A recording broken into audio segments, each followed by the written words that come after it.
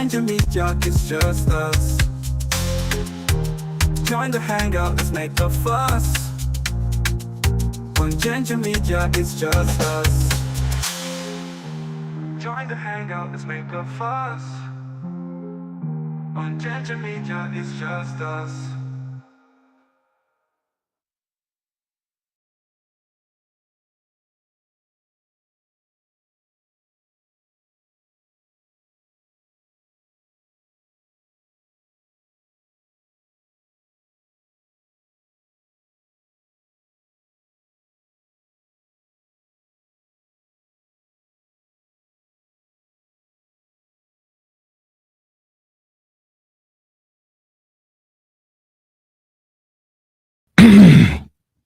Good evening, everyone. Good evening, everyone. My name is Maazi Ezeoke, and I welcome you to this Friday Hangout with myself.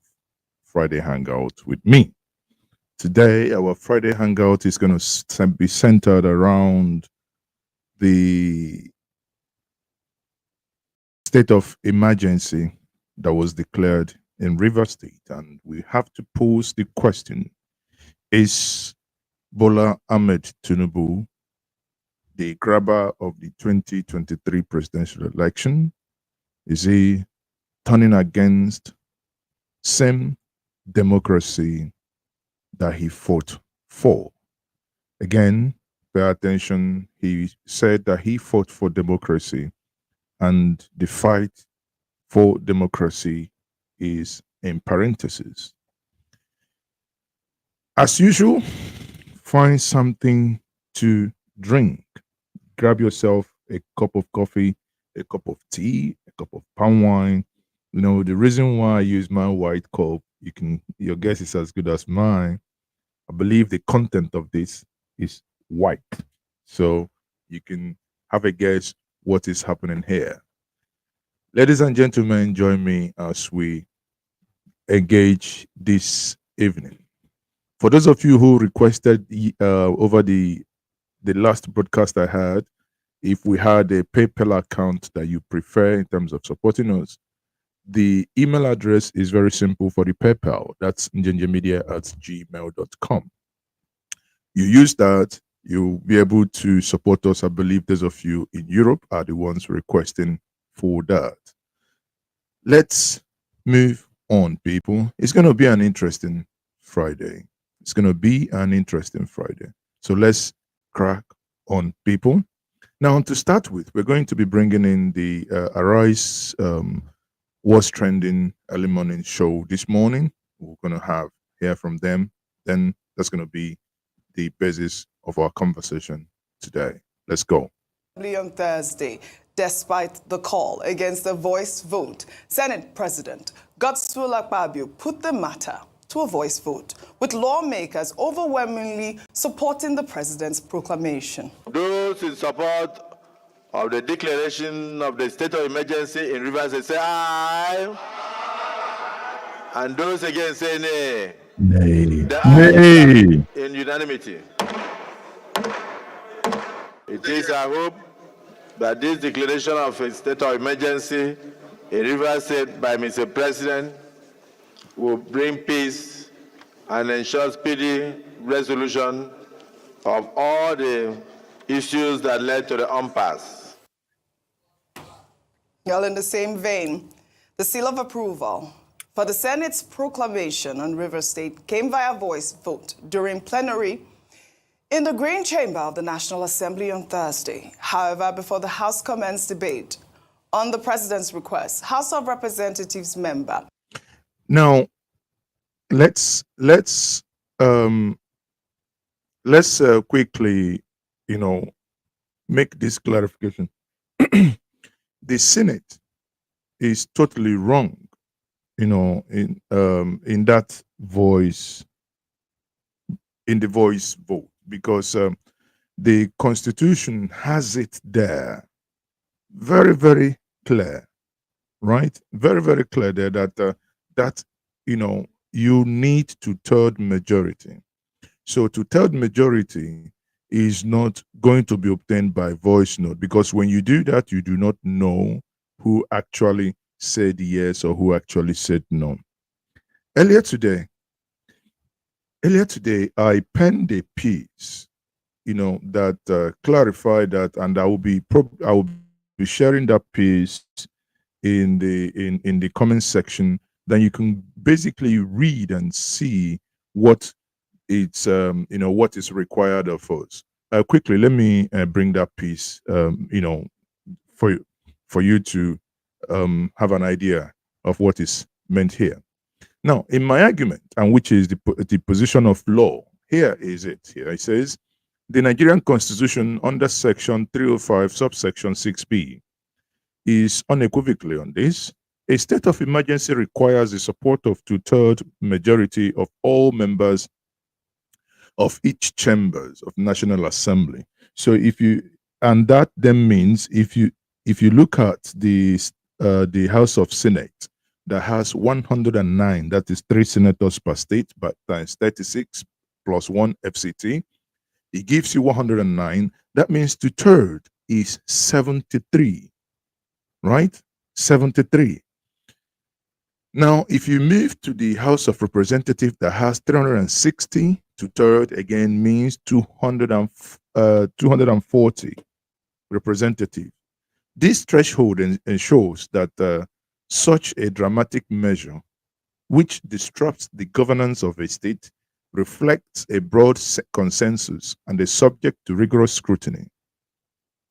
A voice vote where lawmakers simply shout "aye" or "nay," and the presiding officer subjectively declares the outcome, because it doesn't matter even if you said nay. It does not matter, because the presiding officer has the power to use the gavel to still say the ayes have it, right? And the presiding officer declares the outcome. And this cannot, in my view, cannot accurately determine the super majority. It obscures individual accountability, muddles the waters of legitimacy, and leaves the citizens the dark about whether the Constitution requires was truly met. In the case of River State, Maazi Ezeoke argues Nigerians were denied the clarity of a recorded vote, leaving many to question the the legality and intent behind the decision. Now, my point remains that Maazi Ezeoke believes that this is an illegality. There is no way, there is no other way anybody can convince me that this is not a case of illegality. Now, to read the whole, if you can go to njenjemedia.com, but also in the comment section there, you will see the link for you to read the whole, the whole article. That article, let me quickly show you. It's either if you don't go to Njenje Media, if you can't find the link, you can see you can also Google it here. Either you Google my name, click on the latest information from Njenje Media, you will see it here. The title of this article is Voice Voting in Critical National Issues in Nigeria's National Assembly, a Threat to Democracy. Because I do honestly believe that what happened in the House of Senate and the House of Reps yesterday is indeed a new low for Nigeria, and in my considered opinion, a threat to our democracy. Now, if we move further, as you all know, my good brother and friend, Kenneth Okonkwo, had also a very, what I consider a very, fantastic view on this. Let's just listen quickly to what Kenneth Okonkwo has to say about this. People have been making a mistake as to what the president did in Rivers State. With profound respect to everybody that has been talking, the president did not declare state of emergency in Rivers State. The president declared a martial law in Rivers State. And I want you to... You see, what Kenneth Okonkwo is arguing and alluding here is that the president, in his view, declared a martial law, meaning that Kenneth Okonkwo is inadvertently already calling the president a dictator, a military administrator, and a civilian in military uniform that has dictatorial tendency. I mean, these are his words, not mine. If you, I consider myself being kind to the, the words, chosen words here. But again, you can hear that Kenneth Okonkwo is saying it loud and clear as to what he thinks. Understand the difference. The state of emergency is recognized by our constitution and has given the president the power to declare state of emergency under certain conditions. The Nigerian Bar Association, led by its president, has made it clear that none of those conditions We are met. has been fulfilled to warrant the declaration of state of emergency, meaning that the purported declaration is not a state of emergency. What does it take to double your annual? Now, again, you can hear very clearly without equivocation that in this case he believes that President Bola Ahmed Tinubu hasn't done the right thing. Now let's go back. Let's get back to Arise Crew.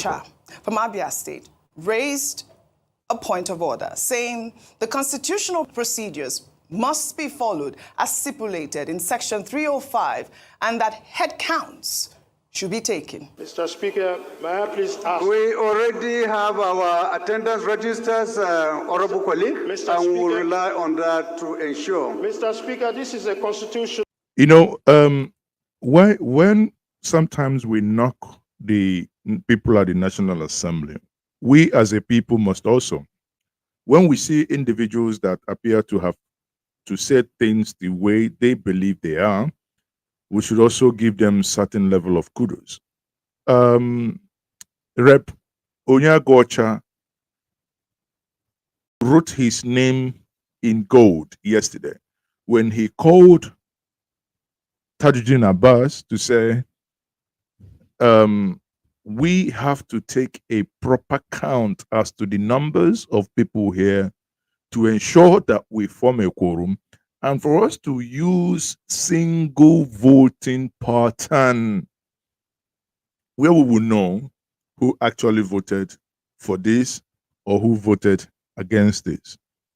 Because I made a tweet yesterday when I said, well, initially in the morning, when Arise TV came out to say they are suspecting that they were going to use a voice vote.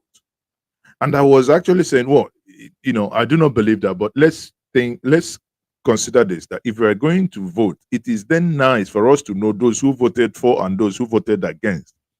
If I may borrow the words of Rotimi Chibika Amechi, who told us that the reason why they keep stealing and the reason why they keep messing up is because we do not stone them.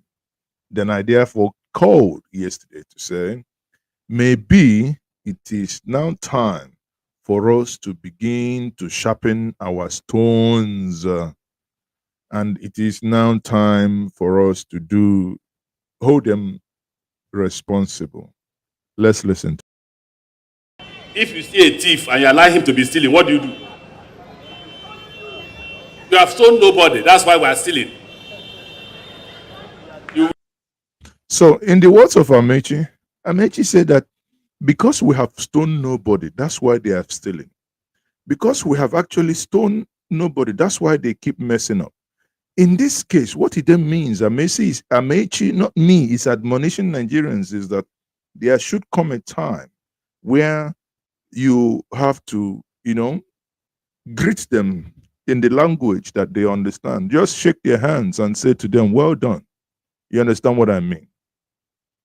You have to, because Amechi is here telling us we have to, that our docility. I recall after the 2023 election, When because it's funny when some people say, "Oh, what you guys are just talking. What have you done?" I just laugh. After the 2023 election, myself and Dr. Mo and Barry Avutu,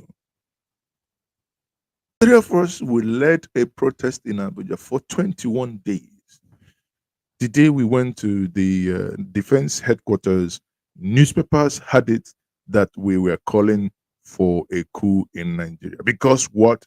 Because we knelt down in front of the military and we sang the Midakolo song. And we raised our hands and we said, we sang that song that I said, that song should actually be considered a national anthem. Very emotional. After that, what happened? 21 days.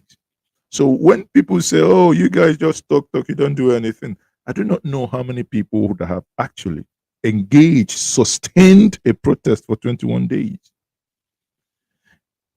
The heat in Abuja changed me into black and white because most times, because of it, I wear short sleeve. From here up, I was white. No, not white, but I was fairer. But from here down, now I can become black man, proper somebody from Sudan, maybe, that sort of color. But it didn't matter because we felt that something was wrong. I was at the ICC when the results were being read out. Myself and my staff members were asked, every other person were asked to go home and come back the next day by 8 o'clock in the morning to continue. Only when we've gone back to the hotel, I woke up around 4:48 or thereabouts to do a wee. But because I dozed off in my hotel room, my television was on. I was watching television, then I dozed off, so only to wake up around to 5 to do a wee, and to see somebody being sworn in. I'm like, is this a film? No, it wasn't. But because we were all played, myself included, because we were all asked to go home. Asari Dokubo, what in? Too much. You be mumu. I agree. I be mumu. Sadly, incidentally, a day before, myself and my good friend who has moved to the APC folks, Engineer Isaac Bolami from Borno State, bought a cow. I can't forget about that. It was a very gigantic cow that we paid 385,000 then. And the whole idea was for us to do a bonfire at the Unity Fountain, and we told the police we're going to be a party, but the whole point was just to mobilize the people so that by 8 o'clock or however early it is, so that all of us will be like about 1,000 or so. We can from there we'll move to the location. Sadly, the police did everything possible not to allow us to have that quote unquote party that we planned to. So that is it. What I'm saying in essence is it gladdens my heart because I know a lot of people saying, "Oh, the lady that moved that motion in the House of Rep is from Imo State," but it is also gladdens my heart to note that the person that actually called for common sense to prevail is also from that part of the world. Listen to that again. Should be taken. Mr. Speaker, may I please ask? We already have our attendance registers, honorable colleague, Mr. and we will Speaker. rely on that to ensure. Mr. Speaker, this is a constitutional. Yes, Can we do a head count, Mr. Speaker? That we is not- ascertain that we have a quorum. Yes. We ascertain that we have. Yes. Our attendance register will guide us accordingly, honorable. Please. Sir, Our attendance registers will guide us accordingly. Members are still signing. and at the end of the day, we'll take attendance. Mr. Speaker, can that be made available now for the members to know whether we have formed a quorum? Whether we have formed a quorum, Mr. Speaker, as enshrined in the Constitution, Mr. Speaker, so that our deliberations are not going to be deliberations based on illegality. It is noted, Honorable. Please, you can sit down. Sit down, please. You see? Honorable, it is noted, you can sit down. Had he stood up 1 minute more, he would have had the fate of Natasha Apoti. This is the lower house. The upper house, the House of Senate, didn't even bother for any form of deliberation, because there is something that they did here also to show you. There is this conversations we had yesterday. Some people said that that President Bola Ahmed Tinubu knew that he messed up, and because he knew that he messed up, he did something. What did he do? He called the Senate. He called the Senate and the House of Rep, begging them to make sure that they do not go the route of, individual votes, that they should go through the route of voice vote. However, the House, in trying to find a soft landing for him, knowing that he has already messed up, started arguing that, okay, they have to amend the gazette that he sent to say that, like in the case of Natasha, that the 6 months could be called off anytime that they feel that peace has returned in Rivers State. The tragedy, actually, in my view, is that the conditions that was used in the imposition of state of emergency in Rivers State were all fake. Fake. In the words of Wike, they were all fake. Fake. Take a listen. Your point of order is noted. Please sit down. So, right? So, before we continue, you would then see once more that Onyagocha called for the proper count to be done in terms of those who are in the House, for them to know how many they have, for them to actually know who voted for and who voted against. But hey, that part did not fly, right? So, but he stood in. If you ask me, yesterday, if you ask, in my view, he is the hero for Nigerians and for the people of Rivers State, because someone stood up to speak, and not only that he spoke the minds of Nigerians regarding the things that they were thinking at that point. For democracy. Let me take Peter Obi's tweet. He wrote, "You cannot..." Again, like every other person, people are saying, why are you people only writing? Listen, it doesn't matter if you're on the street. It doesn't matter if you use your medium. I think Peter Obi has about 5.2 million followers on Twitter. That's more than of most of the countries, some of the countries in Europe. There are countries that have not up to 5.2 million inhabitants. So it's a very, excellent platform for him to use to make such a declaration. Determine a 2/3 majority by voice vote. While a 2/3 majority is crucial, it does not justify bypassing proper procedures and undermining the principles of transparency and accountability.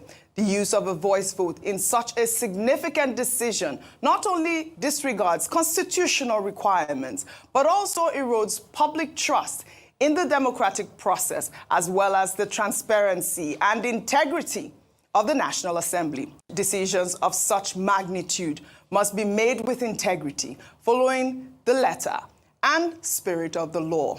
It is disheartening that a decision as crucial as approving an emergency proclamation, one that could alter the course of the nation, has been handled with such casual disregard for constitutional standards. The 1999 Constitution of Nigeria, as amended, clearly requires that such a proclamation must be approved by at least 2/3 of all members of each house, the Senate and the House of Representatives.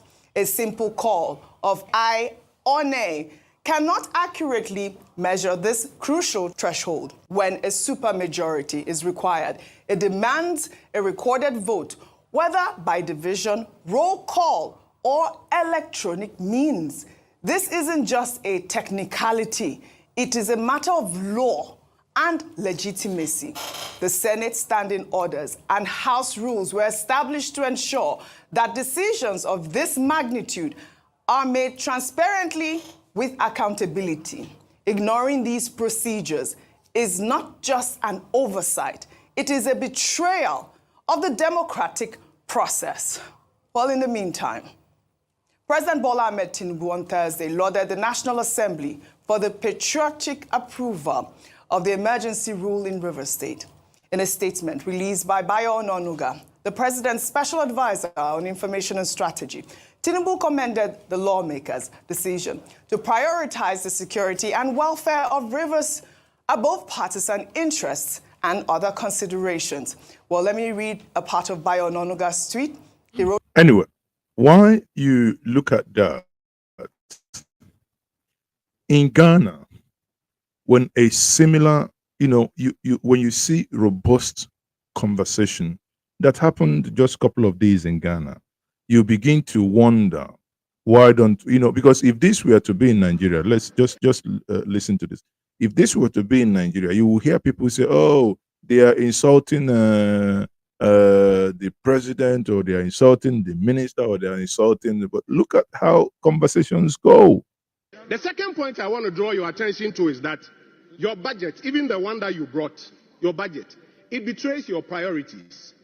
You see, like they say, don't tell me what your priorities are. Show me your budget, and I will see what you value. This budget that you have brought is the budget in which you have told us, first of all, that you value Ghanaian women so much that you are going to set up a bank for them, the Women's Development Bank. You have put $51 million allocation, 51 million cedis, 51 million cedis allocation in this budget for the Women's Development Bank. And then you have put 70 million cedis for research at Jubilee House. You see your priorities? The budget is beginning to betray your priorities. You give all of the women in Ghana who are looking for this bank 51 million, and then you give research at the office of the president 70 million Ghana cedis. You are beginning to see your priorities. Honorable Deputy Minister, you told us that something has happened that's never happened. The president has gone to negotiate minimum wage. How much? 10%. By the way, the previous administration did way better, 25% plus. But while you are increasing minimum wage by 10%, you have increased the compensation budget at the Office of Government Machinery by over 720%. Now, did you see that? Nobody felt insulted, because when you are there to represent the people, you spew nothing but facts. But in Nigeria, all you hear is hallelujah boys, those who have been paid to do whatever, and will be, one of them, you can see them on Twitter, the ones mocking themselves with their names, mocking themselves. Oh, you know what I mean? Those who mock themselves. Then if you come down to Nigeria, you see that even that decision that was taken by Tinubu was taken on false premise. Just have a listen. As to the stabilization of Rivers State as it pertains, the infrastructure, oil and gas pipelines. I believe that you have a report, or you saw a report saying that those pipelines that were alluded to had started so quickly. Operations so quickly. So if this pipeline, now, this is the reason why, You see, where the place that was barricaded is the place they said they bombed, though. And this pipeline is started working on with almost no spill. That means, since this pipeline is working, then restore the governor of River State.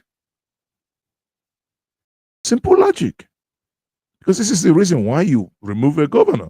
I mean, I wanted just your comment on that because obviously this is a whole topic that we have to discuss really quickly and take more comments on social media. Okay, see, this is my comment on this. And for the arguments we're having today, as regards the pretext, and the question I asked is important. What was the pretext for a state of emergency? Number one, you said national or the security situation was hampered. I'm still asking them to show me the imminent threat of danger that was happening in the States when that happened. Because, you see, we should not be two-faced. I'm saying this thing because of posterity. When for over a month here, we had two speakers, two factions openly fighting the Lagos State House of Assembly, there was no imminent threat of danger there. So what was the imminent threat of danger? Was there a breakdown of law? Because the last thing I remembered was Governor Fubara going there and they locked the door. Exactly. And he left and he still was appealing to them. A day, the imminent threat of danger that he claimed, a day before that thing happened, Arise still had on TV where he went to give some platforms to military officers or the Air Force or something. The state was going, what he was trying to do was able to represent the budget. Prior to this time, he has even called for new local government elections. And amends were being made. So where is the imminent threat of danger? All of a sudden, we saw one pipeline being blown, and the next thing was working the next day. You must be able to tell us that, oh, there was so much imminent threat of danger as regards pipeline being blown up. All right. And you must be able to give us a full investigation as regards what happened. You must be able to tell us, you know, what warranted. See, let me tell you something, Oji. We speak to all sides. All right. Even people within President Tinubu's government knows that the call for state of emergency was high-handed. Right. They know. We speak to everybody. So we are saying this because of posterity of nation. Right. Please. The idea of this imminent threat of danger, and we have to really find ways to educate Nigerians or to let Nigerians know what this imminent threat of danger is, because some of the conversations that we have had is maybe there's some sort of security intel that the National Assembly members know, or, you know, the Senate knows. We need to know whether or not this is it, because we don't understand why, at this point, people in the North have been complaining about threats of danger. We are seeing videos on social media. People are saying, okay, is this River State? We're seeing soldiers were killed. There's no state of emergency. People are being killed on a daily in the North, and there's no state of emergency declared in those areas. So these are the sort of conversations that Nigerians are having at this point. Because of this decision by the National Assembly, it appears there's no strong opposition. Well, in the meantime, the newly appointed sole administrator of River State, Ibok Ete Ibas, formally assumed office on Thursday. He was welcomed by officers of the Nigerian Army at the Port Harcourt Airport and went straight into a closed-door meeting with senior security officers and state officials. Let's take a look.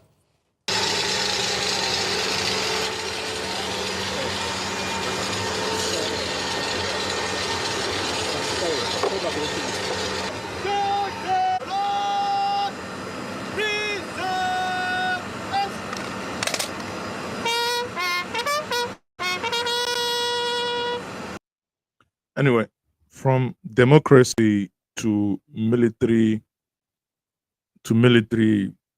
guard of honor, you know, it feels like, I don't know, many of you may be young to remember 90s when up to 1998, to know how the military abused us, and that mentality hasn't left Nigeria. And you come to the conclusion that the army has no freaking business with governance in Nigeria. So let's once more go back to Kenneth Okonkwo to do more explanation as to his thoughts on what had happened in Rivers State. The Supreme Court is very clear. In the case of Attorney General of Bendel State and Adeyo, He said any act of governance not covered under an enabling law is a nullity. So there is nothing like state of emergency in what President Bola Ahmed Tinubu did. Why? Because state of emergency does not, even if the situation has arisen, does not include the removal of elected representatives of the people. The Constitution is very clear. In Section 1, subsection 2, that Nigeria shall not be governed or any part thereof by any persons except in accordance with the Constitution. Where is it in the Constitution where it was stated that Nigeria or any state should be governed by a sole administrator? None. So what the president did is akin to what the president of South Korea did when he declared martial law and wanted to remove the elected representatives of the people. The legislature moved in immediately. North Korea and Nigeria, including the members of the party of the president. Oh dear. And removed the president himself for declaring martial law and intending to remove elected representatives of the people. That is a coup against the federation. The president of South Korea is awaiting trial for doing that, even his own party. So what the legislature is expected to be thinking about doing is removing Tinubu for declaring a martial law on a state, a federating unit, and trying to rule that state through the military, through sole administrator, not contemplated by our Constitution. So what Tinubu has done, can't you see? And let me explain the more. He usurped even the power to make law for that state. He said the sole administrator can make regulation. Regulation is part of law because regulation is a subsidiary legislation that derives its validity from a statute. So he usurped it through a decree, not our law, that the sole administrator can make law and that he, Tinubu, and his cabinet will be the one to authorize the law, usurping the power of the legislature. That is treason. That is trying to govern Nigeria or a part of it in a manner not contemplated by the Constitution. Now, Tinubu suspended. If you want to make a full-time income from home working part-time, Okay, you so need when to know when you listen to this, you understand that this guy is making a lot of sense.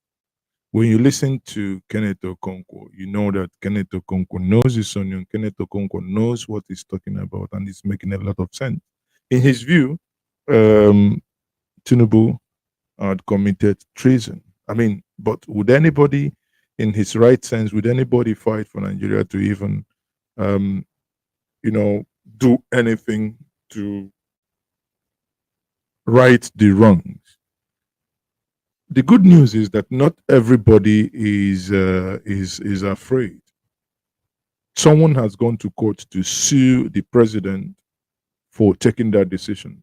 Yes, of course, you may argue that the court may not necessarily be favorable to that he may do one or two things, but hey, for the fact that someone summoned the courage to do that is commendable.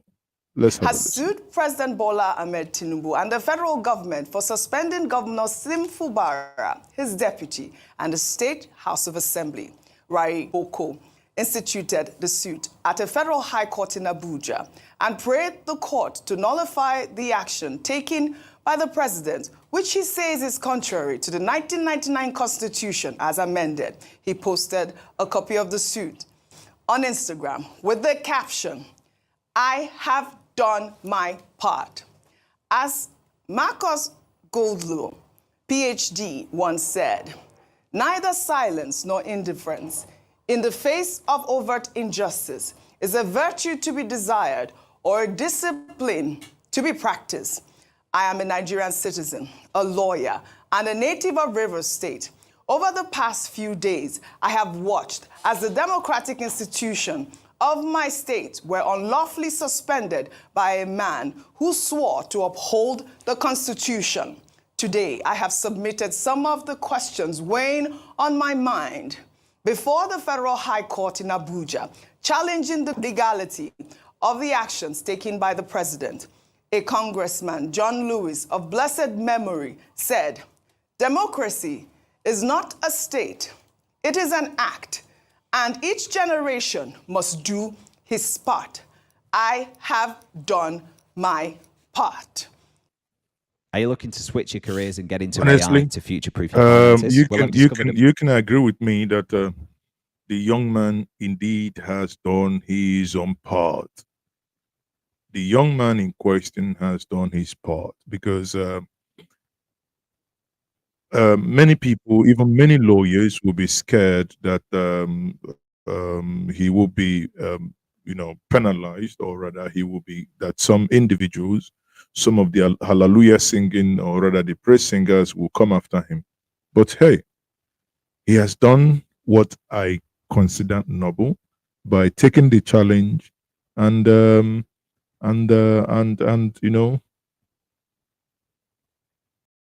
just like after the election, some of us came together. This was no party. We funded it with our own money. We challenged, even before the court started giving rulings, we challenged the issue of 25% and FCT and whatnot, because we believed that these were clear things, written in the Constitution. But hey, eventually, the cases went the way they went. There is something that is, there is this level of satisfaction you derive when you actually challenge the status quo legally.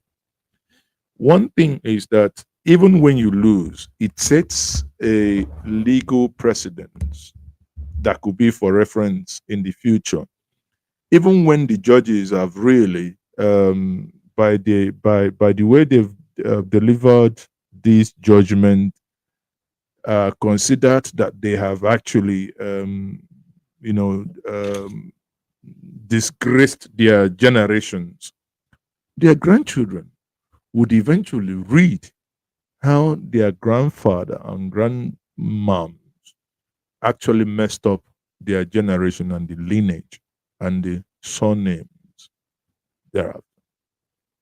These are people, citizens of River State, people condemning what appears to be an unconstitutional approval of a state of emergency in River State. Dr. Abati, I'd like for you to unpack some of those questions I raised earlier, especially as it has to do with the imminent danger.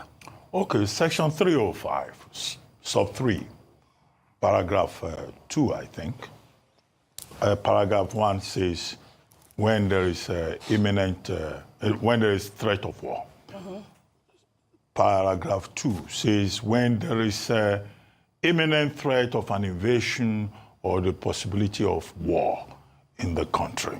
Now, section 2 of that same section, 305 sub 2, says that the president shall declare a state of emergency. Shall, in law, is obligatory.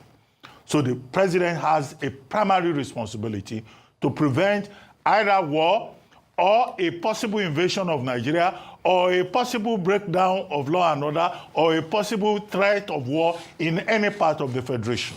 We do not question his powers in that regard. What is being questioned is how he has exercised that power. However, the contentious issue this morning is 305 sub 2 about imminent threat. Now, the president receives a lot of security reports. He gets the blue paper every morning from the Nigerian Intelligence Agency. He gets the report from the DSS every morning. I don't know what color the DSS is using now. It's a report. It comes in the morning, and the president, will read it and all of that. I don't want to give you how I got to know the various reports. He gets a report from a Directorate of Military Intelligence. He gets briefing also from the National Security Advisor. And that is why sometimes, the president having a helicopter view, even if you are a presidential advisor, you tell him certain things, he may rely on those security reports to take a decision. The other part of it to note is that the situation in Rivers State, I hold the view that there was imminent threat of danger. No argument about that. Because we saw that the Ijaw Youth Congress was already saying that they will blow up federal government assets in that region if Fubara was impeached. We saw that the Ijaw National Congress was also on television saying that there will be chaos. Now, I guess no responsible president will fold his arms and say, let them go and do their worst. What I do not agree with is collapsing democratic structures. And I go straight to that point. The story you brought about Ezeoke Ibas now doing a song and a dance because of an illegal appointment that he has been given. Now, there is no local government structure in place in Rivers State. There is no House of Assembly. The only thing you have is a sole administrator. Who is going to hold Vice Admiral retired Ezeoke Ibas accountable? This is the point we're making about transparency and accountability. There is a lacuna there.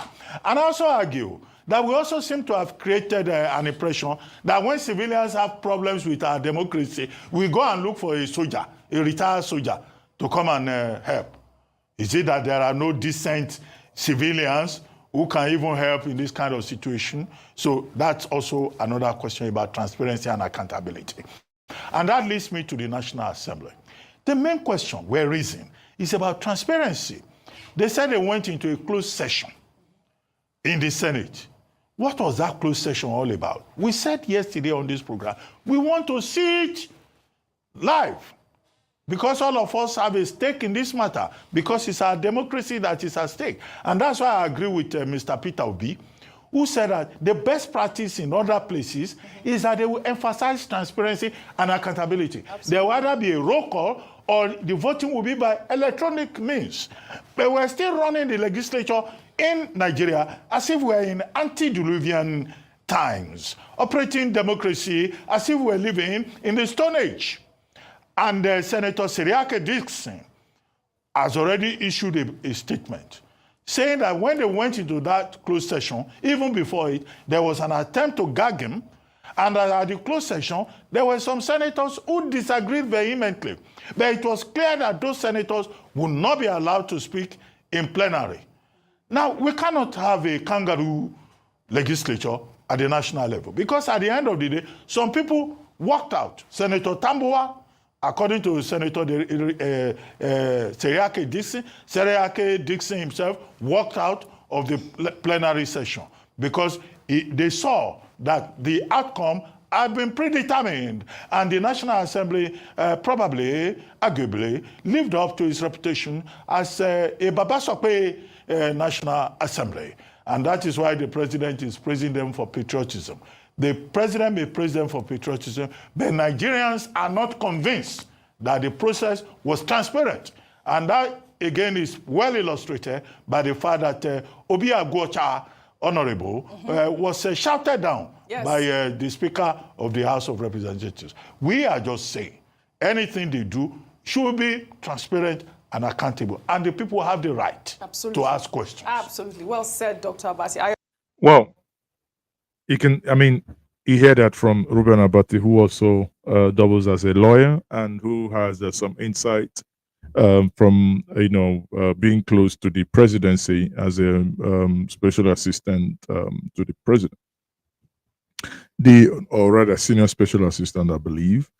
And some of you also in the comment section, Pioneer Capital says that when Ruben Abati made reference to the blue papers that the president read every morning, he doesn't know and remember the color of what DSS sends. Pioneer Capital says it's a green. Now, thanks for that info. Having said that, one thing is very clear. As Ruben Abati alluded to, that the president, who is the commander-in-chief of the armed forces, could have a helicopter view as to the security situations in the country. The question that we should begin to ask is, are we not? Are we sure that some of these reports are not kind of touched up in order to achieve certain aims for taking over in this state? I'm not saying that the military intelligence, the DSS, and the police and whatever, again, the security services, NSA and co, that they pimped their reports in order to achieve certain aims. But if the information available to the president is what led him to this, then it brings me to the second question that Ruben Abati actually raises. Are we still hung on the military incursion to our lives?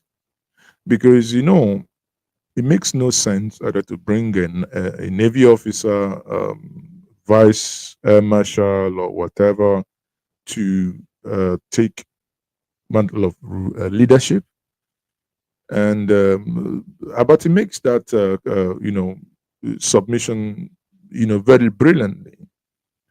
Do we not have civilians, if at all, assuming without conceding that someone has to take over from that state? Why must it be? And some of you already in the comment section are saying that he was working swagalicious. And, Pioneer Capital, your point also well noted. Say the swagger that the sole administrator used to work down the private jet. Money sweet, within 24 hours of taking over River State, 400 billion was released to him. There is God, oh. You know, the money that was accruing to River State that was withheld is now being given to him. What's a very I don't know. Sometimes words fail me to really describe what is happening here. But let's, for those of you who may wish to join me to make a comment or two, in the comment section is the link that you can click on, and it brings you to the studio, so we can have a conversation if so wish before I round up. I'm going to be taking a comment from Bode Judge, see his views on the same issue that we are talking about. I don't have any iota of belief that this is an orchestrated, an imposed, self-imposed control by the president on a state that is predominantly a PDP state. There are conditions, even if you want to state to organize an emergency or whatever. To me, it's a revisit of a democratic Armageddon in Nigeria. And we have to be extremely, very, very careful. What was the prevailing situation in Rivers? Was there a general violence across the state? There was dispute amongst the assembly members and the governor. After the Supreme Court judgment, the governor addressed the state that there must be calmness. And he even went to the extent of going that he will meet the directives of the Supreme Court, despite the fact that the judgment itself from Supreme Court, you have had so many juries, panels that have looked at it. In fact, there was a professor who emphatically stated that that judgment is not right because there had been a judgment by a 7-panel members of the Supreme Court, that this other one was by a 5-panel member. And the governor made sure he addressed these people, talked to them. He was calm, he was civil, he was very humble. Despite that, President Tinubu invited Pandef, the leaders, the Ijaw leaders across this country, from Ondo State all the way to Akwa Ibom. So now, before we bring the elder back, what do you think after inviting them, they still went ahead to do this? Is it that he does not rate them or what? Because he invited these elders and he invited these people and he spoke with them, and still he's gone ahead to take this decision. What's your thought? With them and ask them go home and resolve this. Only the second day, we can now address the press. Where is that done? Once your boss has spoken, do you have to make any further comments that will aggravate the situation? And then by the third day, he had issued an order that was not cleared with the parliament, that these guys should be removed and to be suspended. And people have come, I'm not a lawyer, I wish I was, but people like Falano and so many other brilliant lawyers in this country have come to say that you don't do things like this. You cannot sign a gazette and then you are now trying now to send it to the parliament for approval. It should have been discussed and approved and then forwarded to you before you release it. That wasn't what he did. And so, the totality of it is, okay, you want to grab River State, the people will decide. But the way he wants to grab River State is quite unfortunate. If I say that, he wants to grab River State. I think, in my view, in my considered opinion, the main thing here, before we round up, is that the president does not want the River State to be in the hands of the opposition eventually, because River State generates enough electoral funds, and because you can't do opposition without money. That's why every governor that had governed River State had always been used as a cash cow to, fund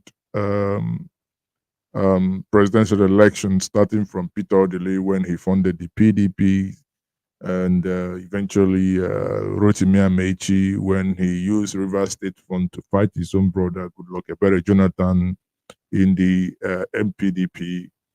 Then come to Wike when he used River State Fund to do his G5, like a children at a logo dance group, walking around everywhere and, releasing their songs. And eventually, all those that went with him virtually gone into the oblivion now.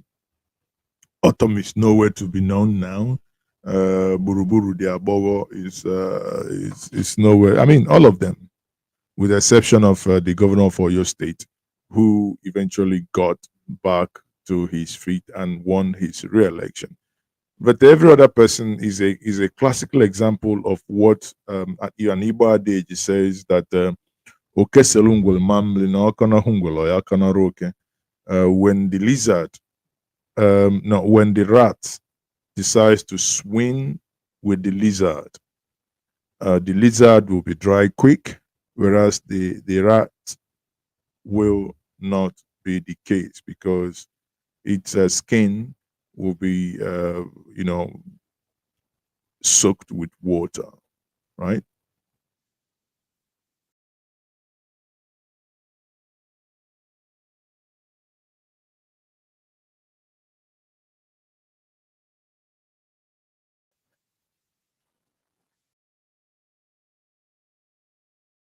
Oh, okay. For some reason, the audio is not catching up on this. So let me quickly, before I round up, bring back the audio again. Let me quickly bring back Kenneth Okonkwo with the audio so that we can wrap up on this. Because Kenneth Okonkwo, a very, very brilliant lawyer, on so many times, so many times that I have done one-on-one interview with him, you basically, you can't not, you cannot, you must like him. You must like him. He breaks things down in the language you would understand. The government to suspend any provision of the Constitution. But in declaring the martial law, which Tinubu did for Rivers State, he suspended Section 1 of the Constitution, Section 179, 180, 188, 189, and Section 120 and 121, including Section 117 and 110, in other words, 110 of the Constitution. He suspended these several sections of the Constitution in order to make that declaration. That cannot be declaration of a state of emergency. What are these constitutions, provisions of the Constitution talking? You cannot govern Nigeria outside elected member of the representatives of the people. That is what these sections are saying. And these sections enumerated the methods that you can use to remove a member of the House of Assembly or the governor. 1, by death, by resignation, by removal through impeachment, by permanent incapacity, and expiration of term. And for the House of Assembly member, by recall. That is the summary of all these sections that I have enumerated. So the president suspended these sections and wanted to rule Rivers State by decree, because he has already usurped the power of the legislature. And that is why I'm saying that what he declared was martial law, was a coup against the people of Rivers State. Rivers State are the ones that elected the governor and the members of the House of Assembly. And even by Interpretation Act, he said he that appoints is the only person that have the power to remove. So the president did not appoint the governor. He did not appoint the members of the House of Assembly. They were elected. So the president has no right to remove them. And any government in place in a democracy was instituted by laws. And that is why the Supreme Court say any act of governance that is not covered under an enabling law is a nullity. Even the National Assembly that has the right, and I'm talking now about the state of emergency, for you to know the difference from the state of emergency and what Tinubu did. In the state of emergency, Section 305 was clear. You declare state of emergency when there is war or when there is imminent threat of invasion of Nigeria. That has not happened. Or when there is actual breakdown of public order and public safety as to warrant extraordinary measure to correct the situation, or where there is a danger that such a thing will happen, or where there is a natural calamity of such that needs extraordinary measure to correct, or where there is a threat to the collapse of the Federation of Nigeria. This is Section 305, subsection 3. Now, none of these things has happened. And the president came on TV to say there is a security report for you. Security reports, Mr. President, is for you. It is not for Nigerians. So anything that Nigerians do not know should not know Nigerians. You that know your security report, the security report has not given you the right to remove elected representatives. So what the state of emergency actually is... Kenneth Okonso says, anything Nigerians does not know should not know Nigerians. I mean, that's a quotable quote. Doing is that the president should empower the democratic forces to be able to overcome the danger, even if it means using extraordinary measures. What is the extraordinary measures? The state of emergency that is talking about that extraordinary measure is that you have the right to restrict the fundamental human rights of Nigerians. when you are taking away the extraordinary measure. It does not mean removing elected representatives. And this was stated in section 45 of the Constitution, when they say that the provisions of the human rights cannot invalidate any law made by the National Assembly if that law is intended for the defense, public safety, public morality, public order, or public health of the country. And even that section made it clear that the National Assembly has the power to make such law for the defense, even if it affects the fundamental human rights. And in section 11, subsection 4, the Constitution made it clear that the making of the law by the National Assembly does not include the removal of the governor or the deputy. Anyway, I think that's indeed a brilliant submission by Kenneth Okonkwo. I would encourage you to go to Symphony on YouTube to see the rest of the video. Obviously, I did invite him to have these conversations with me, but network did not allow us to. I would find time to visit him in his house in Abuja. You know, we used to cook 2 years ago. Last year, we used to cook. One of my funnest moments with him was when we cooked for. You recall, because I was the cooker of Mr. Pampers. That was my interview with him that they eventually converted to songs, Mr. Pampers, during the presidential tribunal. Anyway, people, it's been a wonderful Friday hangout with you where we, look at serious issues with a dose of humor. People, I say to us now, good night from this part of the world. It's 5 minutes past midnight. Even when the heat in this part of the world, and some of us are complaining, we don't know whether na heat will they suffer, abi, we don't know whether na the Akbako way Tinubu they knock us now will they suffer. But either way, we shall overcome. For those of you who wish to support us, please, I beg of you, if you want to support us, you can always use the there was a request made last week on this on this platform that we should make available Twitter handles, PayPal accounts. That obviously it appears no one knows about it, but we have it. So the PayPal account there is njenjemedia@gmail.com. Or if you want, the bank account is also Fidelity Bank there. So that could be make use of. Or some of you who wish to use the super stickers or super chart, we would appreciate that. One thing is very clear as we round up quickly.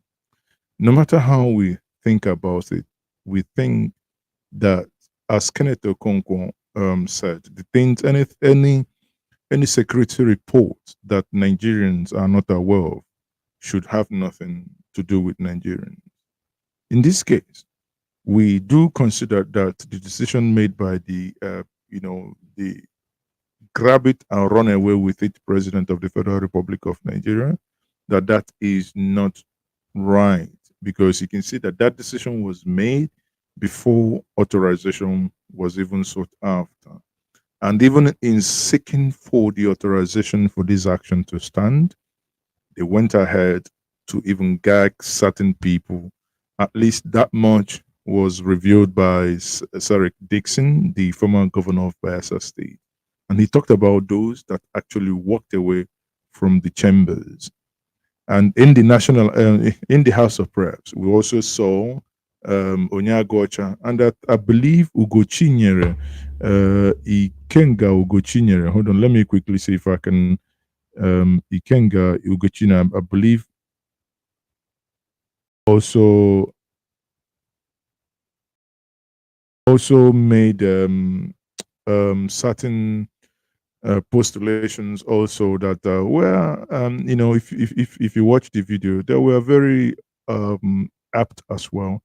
But sadly, no matter what, his position was eventually not became something of nullity because it didn't hold much water after all. So the point, people, is that the nation, as you know it, appears to be in the pockets of the APC led by Bola Ahmed Tinubu. But be that as it may, Nigerians will keep pushing, and the deed, so many will believe, has been done. There is, and some argue that there is nothing others can do. And I say I disagree, because even if it means speaking up now, as we are doing now, we are doing something. Because if you check, even the Bible said that faith cometh by hearing, and by hearing what? By hearing the word of God. So also, as you know, enlightenment and sensitization comes by people hearing the real deal. So to say that we should stop speaking doesn't make sense. We will continue to speak, and in speaking is where the enlightenment happens. And in enlightenment is where we will eventually have our liberations as a people and within the context of Nigeria. On this note, I say thank you very much for being part of this. Thank you. Please, if you haven't subscribed, please do like.